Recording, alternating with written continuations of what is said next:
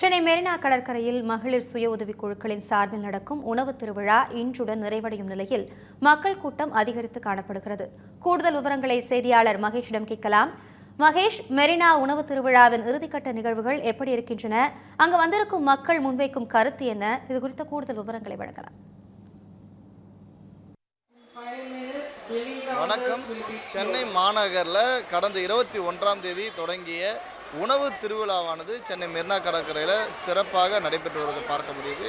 சிறு சிறு இடைஞ்சல்கள் இருந்தாலும் மக்களுடைய வருகையின் காரணமாக 40 அரங்கங்களோடு சுமார் 160 மேற்பட்ட மகளிர் சுய உதவி குழு மூலமாக இந்த ஒரு உணவு திருவிழாவானது அமைக்கப்பட்டது பார்க்க முடியுது. ஏறக்குறைய 150க்கும் மேற்பட்ட மகளிர் குழுக்கள் சமைத்த, குறிப்பாக தமிழ்நாட்டில் பல்வேறு இடங்கள்லேருந்து வருகை தந்த மகளிர் சுய உதவி குழுக்கள் ஒவ்வொரு மாவட்டத்தைச் சேர்ந்த மாவட்டங்களுடைய உணவு வகைகளை பெருமைப்படுத்தக்கூடிய வகையில் இந்த அரங்குகளானது அமைக்கப்பட்டிருப்பதை பார்க்க முடியுது.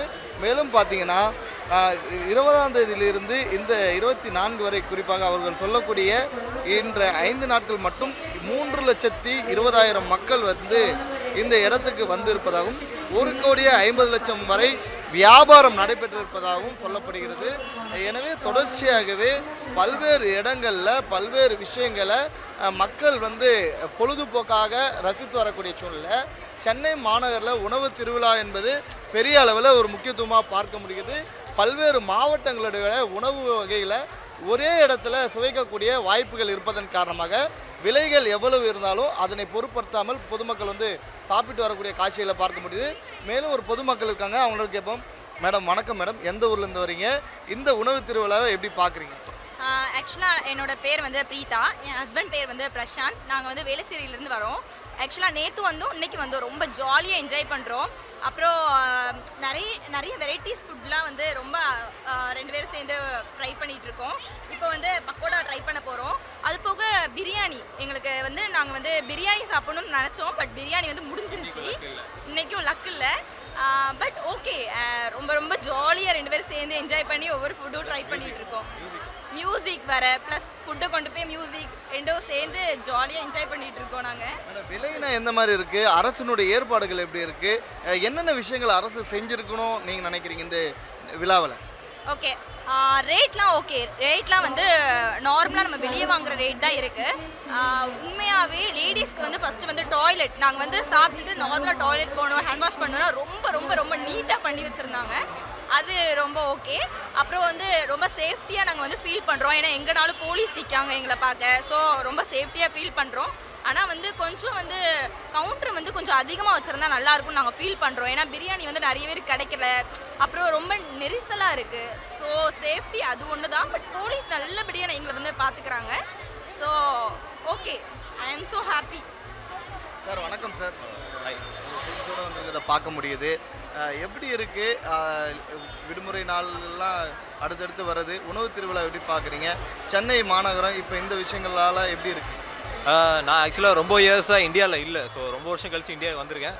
உண்மையாகவே ரொம்ப எக்ஸலண்ட்டான எக்ஸ்பீரியன்ஸாக இருக்குது. அந்த QR கோட் சிஸ்டம் ரொம்ப நல்லாயிருக்கு. ஏன்னா எல்லா கவுண்ட்லையுமே நம்ம எந்த கவுண்ட்டில் வேணாலும் போயிட்டு வாங்கிட்டு அதை டிடெக்ட் பண்ணிக்கலாம் மணியை. ஸோ அது ரொம்ப நல்ல சிஸ்டமாக இருக்குது. ப்ளஸ் கவுண்டர்ஸ் எல்லாமே நீட்டாக இருக்குது. எல்லாமே ஃபுட் வைஸ் ரெஸ்ட் ரூமும் ரொம்ப ஃபெசிலிட்டி ரொம்ப நல்லா இருக்குது.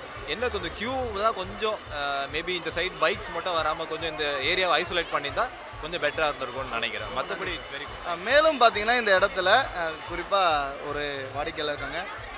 அம்மா வணக்கம்மா, நீங்கள் எங்கேருந்து வரீங்க? ஃபேமிலியோட அப்பா அம்மாவோட வந்திருப்பீங்க போல். என்னென்ன உணவுலாம் வாங்கி சாப்பிட்டீங்க? என்ன அளவுக்கு சந்தோஷமாக இருக்கும் உங்களுக்கு? நான் வந்து இங்கே மயிலாப்பூரில் தான் லொக்கேட் ஆகியிருக்கேன். நான் வந்து என் ஃப்ரெண்ட்ஸோடு தான் வந்தேன், என் ஃபேமிலியோடு வரல. நாங்கள் இப்போ தான் எக்ஸாம் முடித்தோம். எங்களால் வெளில போகலான்னு தான் இருந்தோம். ஆக்சுவலி இது லீவ் டைமில் அரேஞ்ச் பண்ணது இன்னும் ரொம்ப ஹாப்பியாக இருக்குது. ஸோ நாங்கள் நிறையா எக்ஸ்ப்ளோர் பண்ண வந்தோம். நிறையா பிரியாணியெல்லாம் டேஸ்ட் பண்ணோம். அந்த பிரியாணிலே வந்து திண்டுக்கல் பிரியாணி ரொம்ப நல்லா இருந்துச்சு. இன்னும் நாங்கள் நிறையா சாப்பிட வந்தோம். ஸோ இது வந்து ஒரு நல்ல அரேஞ்ச்மெண்ட். லீவ் டைம் வந்து வேஸ்ட்டாக போகாமல் இன்னும் எக்ஸ்ப்ளோரிங்காக நிறையா அரேஞ்ச் பண்ண கவர்மெண்ட்டுக்கு ரொம்ப தேங்க்ஸ். மேலும் ஒரு குட்டீஸ் இருக்காங்க. அம்மா வணக்கம்மா, உங்கள் பேர் என்ன? எங்கேருந்து வந்திருக்கீங்க? என்னென்ன உணவுலாம் சாப்பிட்டீங்க? எவ்வளோ சந்தோஷமாக ஃபீல் பண்ணுறீங்க? என் பேர் மனிஷா. நான் வந்து மயிலாப்பூர்லேருந்து வரேன். நான் வந்து இங்கே ரொம்ப இஷ்டப்பட்டு சாப்பிட்டது வந்து தலப்பாக்கட்டு பிரியாணி தான். அதை விட நான் நிறையா ஸ்நாக்ஸ்லாம் சாப்பிட்டேன். எனக்கு இங்கே ரொம்ப பிடிச்சது வந்து தலைப்பாக்கட்டு பிரியாணி தான். அதுக்கப்புறமா வந்து இந்த மாதிரி வந்து ஈவெண்ட் இந்த மாதிரி ஃபுட்டு, ஆக்சுவலி எனக்குனா ஃபுட்டு ரொம்ப பிடிக்கும். நான் ஐம் ஃபுட்டி.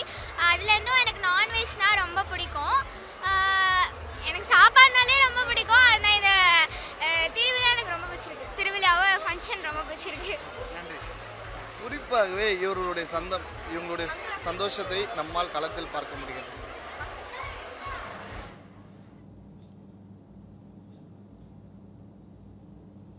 விரிவான விவரங்களை வழங்கியமைக்கு நன்றி மகேஷ்.